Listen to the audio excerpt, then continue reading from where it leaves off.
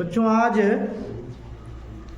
कल हमने स्टार्ट कर दिया था प्रश्नावली 13B, है ना। एक सवाल हमने कल बताया था 13B के, और अगर आपको इस प्रश्नावली में कुल 6 सवाल हैं, इसमें से अगर किसी सवाल में आपको समस्या है तो उसको आप बताइए।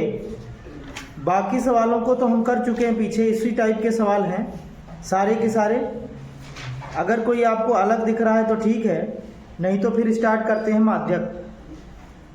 जैसे सवाल नंबर 2 देखिए, इसमें कह रहा है निम्नलिखित सारणी में किसी जनपद के कॉलेजों में प्रवेश दिए गए छात्रों की संख्या दी गई है। 60 से 79, 89 से 99, 100 से 119। तो कुल मिला के ये जस्ट पीछे 1 नंबर सवाल जो हमने बताया था सेम टू सेम वैसे ही है। इसमें भी जो वर्ग है वो कंटिन्यू नहीं है। तो कंटिन्यू करने के लिए आपको क्या करना पड़ेगा, आपको करना पड़ेगा निम्न सीमा में 0.5 घटाओगे और उच्च सीमा में 0.5 जोड़ोगे। तो औसत आपको ज्ञात करना है। औसत संख्या पूछे, माध्य कहे, तो आपको क्या निकालना है, माध्य ही निकालना है। चाहे औसत बोलेगा चाहे माध्य बोलेगा। सवाल नंबर 3 देख लीजिए, तो इसको आप कर लीजिएगा। 3 नंबर में कह रहा है कि किसी फुटकर बाजार में फल विक्रेता पेटियों में रखे आम बेच रहा है। इन पेटियों में आमों की संख्याएं भिन्न भिन्न थी। पेटियों की संख्या के अनुसार आमों का बंटन निम्नलिखित है। कहने का मतलब आमों की संख्या 50 से 52 आम, 50 से 52 आम 15 पेटियों में है। 50 से 52 आम कितनी पेटियों में, 15 पेटियों में। उसके बाद 53 से 55, फिर 56 से 58, फिर 59 से 61, फिर 62 से 64। कह रहा है कि एक पेटी में रखे आमों की माध्य संख्या याद कीजिए। एक पेटी में जो आम रखे गए हैं उनका माध्य आपको निकालना है। तो सेम टू सेम पहला, दूसरा और तीसरा इसको भी आपको कर लेना है भाई, ठीक है। वैसे ही सवाल है, अगर आपको समस्या है तो आप बता दीजिएगा, हम बता देंगे। अन्यथा की स्थिति में सेम टाइप के सवाल हैं तो उनको आप कर लीजिएगा। अब 4 नंबर देखिए। 4 नंबर में निम्नलिखित सारणी में किसी वर्ष की माध्यमिक विद्यालयों के अध्यापकों की संख्या का बारंबारता बंटन दिया गया है। उस वर्ष की प्रति माध्यमिक विद्यालय में अध्यापकों की औसत संख्या निकालो आप, ठीक है। तो ये सवाल पहले के तरीके हैं, सेम टू सेम, केवल बारंबारता में चेंजिंग किया है। बाकी वर्ग आपका देखो सेम टू सेम दिख रहा है, केवल बारंबारता चेंज किया है, तो उसको आप चेंज करके लगा सकते हो। 5वां देखिए, किसी फैक्ट्री के 50 श्रमिकों की दैनिक मजदूरी के निम्नलिखित बंटन पर विचार कीजिए। 100 से 120 रुपये 12 श्रमिक पाते हैं। 120 से 140 14 श्रमिक पाते हैं। 140 रुपये से 160 रुपये 8 श्रमिक पाते हैं। तो इस तरीके से कह रहा है कि एक उपयुक्त विधि का प्रयोग करते हुए, उपयुक्त विधि अपने लिए कौन सी है जो आपको आसान लगे, तो वो पग विचलन आपको लगाना है। कोई भी कह रहा है कि उपयुक्त विधि कोई भी आप लगा सकते जो आपको अच्छा लगे। इस फैक्ट्री के श्रमिकों के माध्य दैनिक मजदूरी आपको निकाल लेना है, ठीक है। तो इस तरीके से ये भी सवाल आपकी पिछली सवालों जैसी है। और छठवां पॉइंट पे है, इस सवाल को आप देख लीजिए। सवाल नंबर 6 में कह रहा है वायु में सल्फर डाइऑक्साइड की सांद्रता भाग प्रति मिलियन में को ज्ञात करने के लिए एक नगर के 30 मोहल्लों से आंकड़े एकत्रित किए गए, नीचे प्रस्तुत किया गया है। 0 से लेकर 0.04 तक की सांद्रता की 4 बारंबारता दिया गया है। उसके बाद 0.04 से 0.8 तक 9 दिया गया है। तो कुल मिला के सही सारणी है, सही वर्ग है जैसे हम लोग चाहते हैं। तो इस सवाल को हम माध्य सांद्रता आपसे पूछ रहा है, SO2 की सांद्रता का माध्य आप निकालिए। इस तरीके से सवाल में रिकॉर्ड दिया गया है। अब इसको हल करने का तरीका अपना वही होना चाहिए जो सबके साथ आपने किया है। इस सवाल में हम क्या करेंगे, सबसे पहले माध्य निकालने की बात जब भी आती है तो सबसे पहले यक्ष निकाला जाता है। और यक्ष निकालने के लिए हमने कहा था कि आप निम्न सीमा और उच्च सीमा को जोड़ करके 2 से भाग करेंगे। तो जब आप जोड़ेंगे और 2 से भाग करेंगे तो ये 0.4 है, बटे में 2 करोगे तो 0.02 आएगा। कितना आएगा? 0.02। सही है भाई, देख लो एक बार के लिए 0.0, हाँ 2 ही आएगा, ठीक है, 0.2 आएगा। अच्छा 2 से गुणा होगा, ठीक है। उसके बाद फिर कितने का अंतर है भाई? 0.44 का अंतर है, तो इसी में जोड़ते चले जाओ आप। तो ये हो जाएगा 0.06 हो जाएगा, 0.4 जोड़ दोगे, है ना। उसके बाद 0.6 में 4 जोड़ोगे तो 10 हो जाएगा, 0.14 हो जाएगा, 0.18 हो जाएगा और 0.22 हो जाएगा। इस तरीके से अपना यक्ष आ गया। अब इस यक्ष के बाद हम क्या निकालते हैं? हमने कहा कि u निकाला जाता है, लेकिन पहले क्लियर करो कि a क्या होगा। क्या चीज भाई? a आपका क्या बनने वाला है? तो a आपका बन जाएगा, मुझे लगता है इन दोनों में कोई भी एक बन जाएगा। तो 0.10 हम 0.10 को हम a मान लेते हैं, 0.10 को हम a मान लेते हैं। इसको हमने a माना तो यहाँ 0 करोगे, -1 -2 कर दोगे, उसके बाद ये 1 2 3 हो जाएगा। तो इस तरीके से अब उसके बाद हम क्या करते हैं? उसके बाद FU निकालते हैं। FU निकालोगे तो क्या बन जाएगा? गुणा करिए जरा। F क्या है? 4, U क्या है? देखो पॉइंट का काम खत्म हो गया इसमें। अगर आप क्या करते, अगर आप प्रत्यक्ष विधि लगाते तो अभी पॉइंट और झेलना पड़ता आपको, ठीक है। तो 4 दूनी 8 हो गया, 9 एकन्नम 9 हो गया, और यहाँ 0 हो गया, 2 हो गया, 8 हो गया, 6 हो गया। देखो 8 से 8 तो कट जाएगा सिग्मा FU निकालने के लिए। मैं यहाँ सिग्मा FU लिख देता हूँ। सिग्मा FU बराबर 8 से 8 कट जाएगा, उधर -9 बचा, 6 2 8, तो -9 में जब 8 घटाओगे तो -1 बन जाएगा। ये आपका सिग्मा FU। सिग्मा F कितना आ जाएगा? सिग्मा F आपका हो जाएगा 4 2 6, 6 2 8, 9 8 17, 17 9 26, 4 30 हो जाएगा, ठीक है। Sigma F। H कितना होगा? H आपका हो जाएगा 0.04 हो जाएगा, ठीक है। तो सारी चीजें आ गई। तो माध्य निकालना है, तो माध्य निकालने के लिए हमने क्या बताया था आपको कि x बार बराबर a प्लस सिग्मा FU अपान में सिग्मा F इंटू में कितना रहता है? h रहता है। तो x बार कितना हो जाएगा? a हमने कितना माना भाई? 0.10 और प्लस में सिग्मा FU कितना आया है? -1। तो यहाँ पे हम क्या कर देंगे? -1 बटे में सिग्मा F कितना है? 30 है, और गुणे में कितना है भाई? 0.04 है। समझ गए? अब x बार बराबर कितना हो जाएगा? ये हो जाएगा 0.10 और माइनस में आप क्या करो?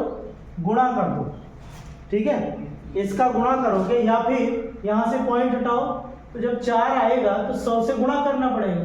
तो 100 से नीचे भी गुणा करोगे, ऊपर भी करोगे, तो ऊपर आ जाएगा 4, नीचे आ जाएगा 3000 आ गया। अब क्या करेंगे?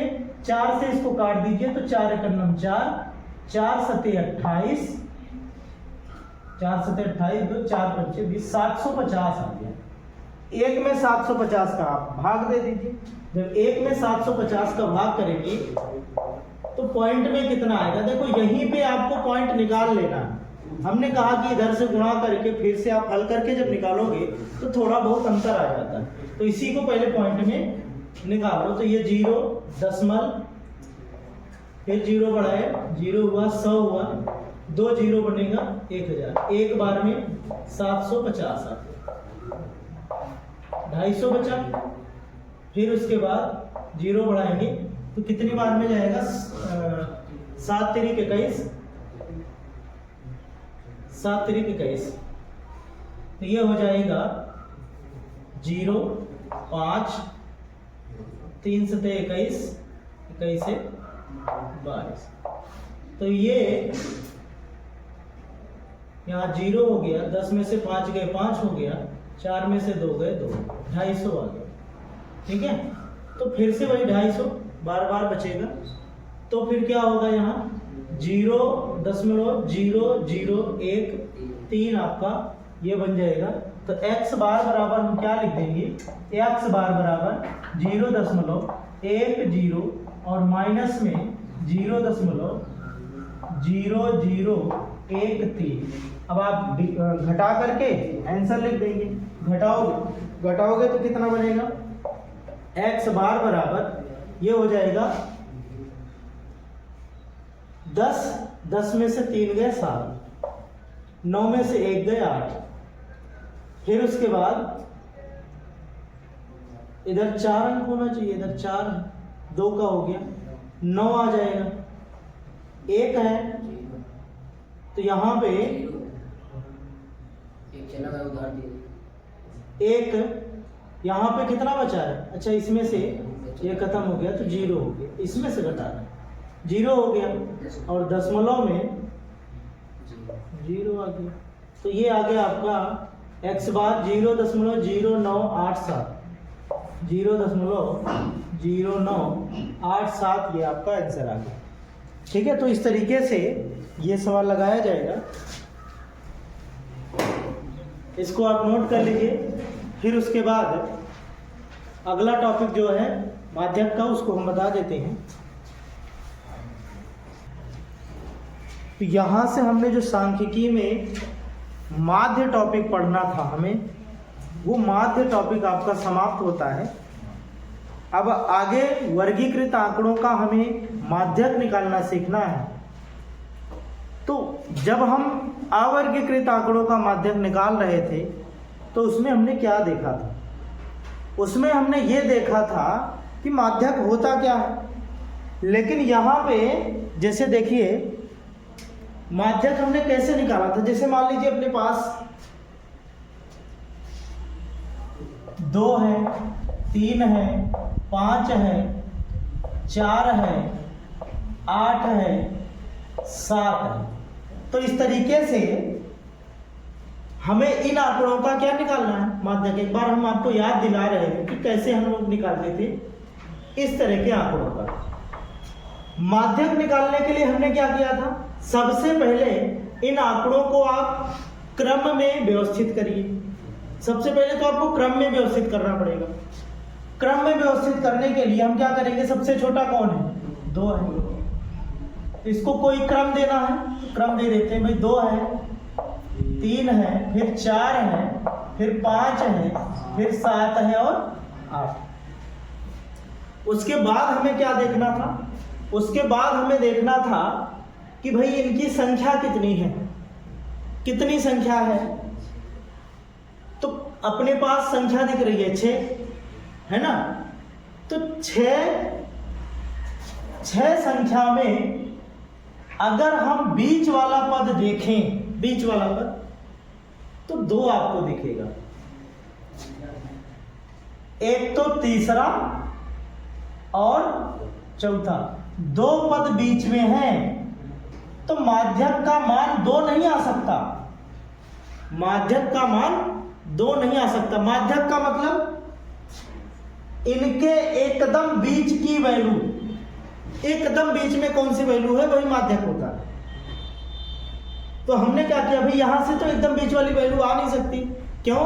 क्योंकि 7 कहीं और है, 5 कहीं और है, 2 कहीं और है। तो हमने क्या किया भाई, उसको पहले हमने क्रम में सजाया। क्रम में सजाने के बाद हमने देखा कि इसमें पद कितने हैं। अगर विषम पद होते हैं तो एकदम बीच में जो मान होता है वही माध्यक बन जाता है। लेकिन यहाँ सम पद है। अगर इसी के स्थान पे 9 भी होता, चलो 9 को भी ले लेते, उसके बाद हम सम करते हैं। ये 9 है, ठीक है। अभी के लिए इतना आप देखिए। तो हमने क्या किया भाई, हमने देखा कि इसमें पदों की संख्या कितनी है, 7 है, पदों की संख्या 7 है। तो एकदम बीच में कौन सा पद है, एकदम बीच में ये वाला पद है 5। इस पूरे आंकड़ों का माध्यक जो बन जाएगा वो क्या बन जाएगा, 5 बन जाएगा। क्या बन जाएगा, 5। इसका फार्मूला हमने सीखा था कि अगर पदों की संख्या विषम है तो हमें कैसे निकालना है माध्यक, हमें निकालना है विषम के लिए, विषम पदों के लिए हमें निकालना है कुल पद, n हमने लिखा था, प्लस में 1 करके बटे में 2 कर दो। यही है माध्यक। कब, जब पदों की संख्या विषम हो। तो पदों की संख्या में एक जोड़ करके, जैसे 7 है, 7 में एक जोड़िए तो 8 हो जाएगा। 8 में बटा 2 करोगे 4 आएगा। तो चौथा पद जो है, यहां वहां पद लिखा रहता था, वहां पद। इतना करने के बाद जो पद आएगा वो वाला पद कौन है, 5 है इसमें।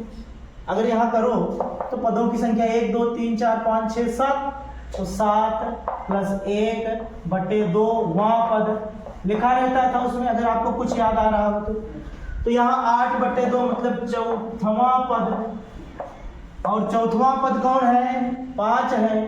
तो रिजल्ट आपका जो आने वाला है वो 5 आने वाला है।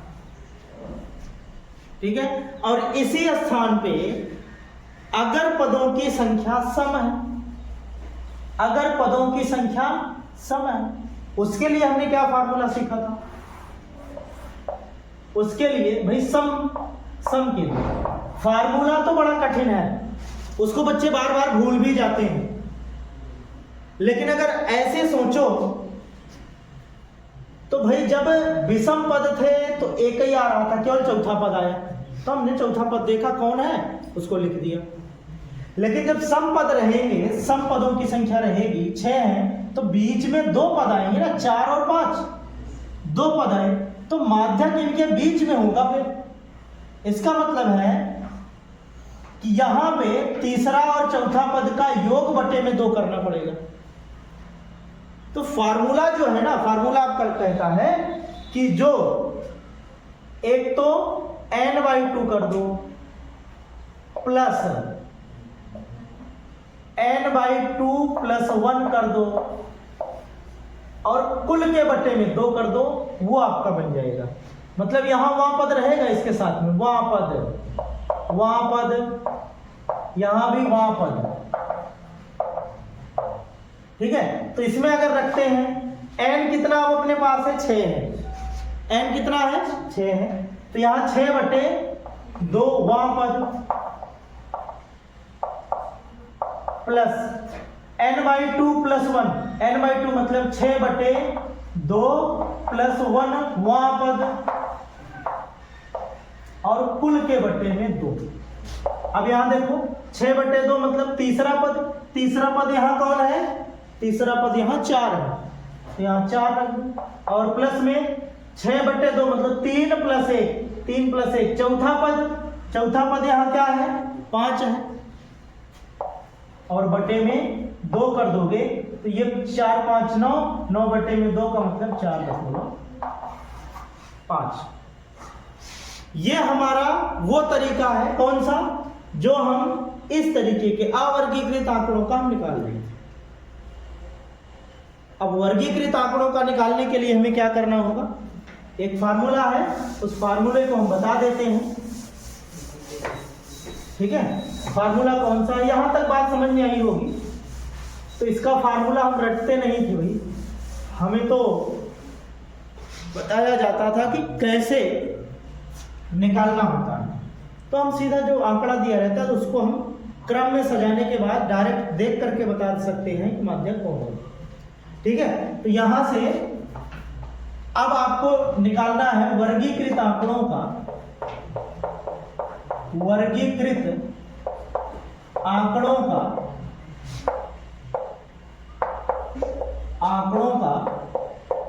माध्यक निकालना।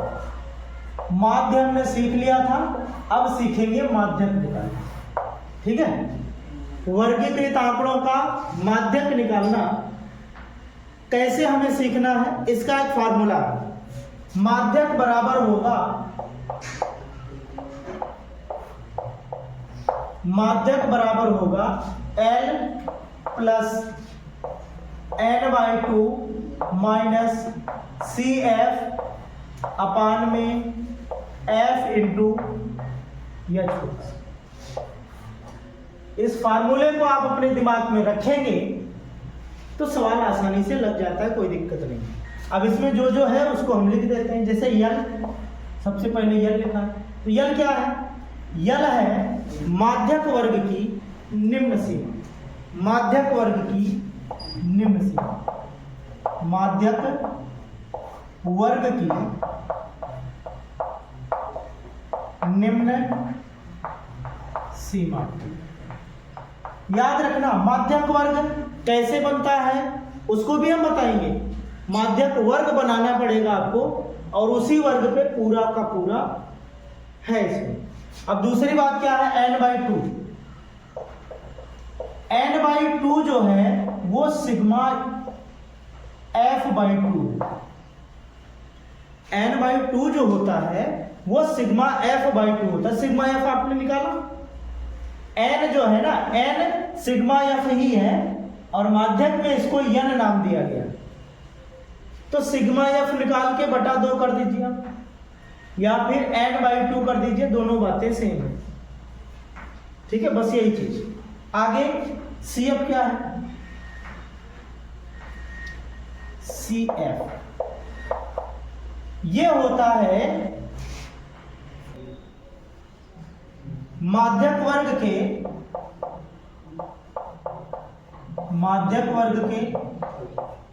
ठीक पहले वाली संचयी बारंबारता। संचयी बारंबारता भी निकालना बताएंगे आपको।